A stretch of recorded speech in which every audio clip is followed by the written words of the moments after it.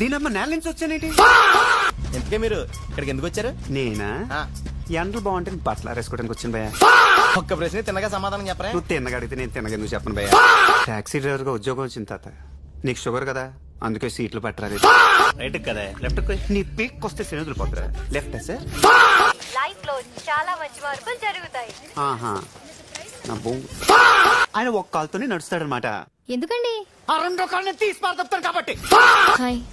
అమ్మని ప్యాంటేసుడు మర్చి auto taxi కావాలా? ఒంటెలుంటే ఒంటెలు అవి కూడా లేవనుకో, నేను ఒంగుంటాను, నా మీద ఎక్కువ మోసుకెళ్ళిపోతాను. దావే దా మెదకి తొక్కేవే పబ్లిక్ లో నేల కత్తుకుపోతాను. శని నీకు కావాల్సింది గిర్దువాల విలేజ్ కదా? ఏ నీ బ్యాగ్ లో ఉందా? అలా చూడకు, నీకు కూడా పెడతారు. అనుకొచ్చిన దేవుడు 534 మందిని కాపాడుతానా? 35 అయితే ఉన్న ప్రాబ్లమా?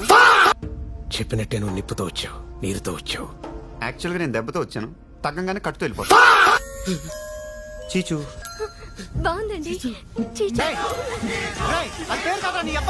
దీన్ని తీసుకెళ్ళడానికి నన్ను నరకటం, దీన్నే మామూలుగా తీసుకెళ్ళచ్చు కదా. చెయ్యి నమ్మ బతుకు బురదలో పంది బతుకుతుంది, నువ్వు బతుకుతున్నావు ఎందుకురా? ఎదవన్నారు ఎదవ ఎదవ.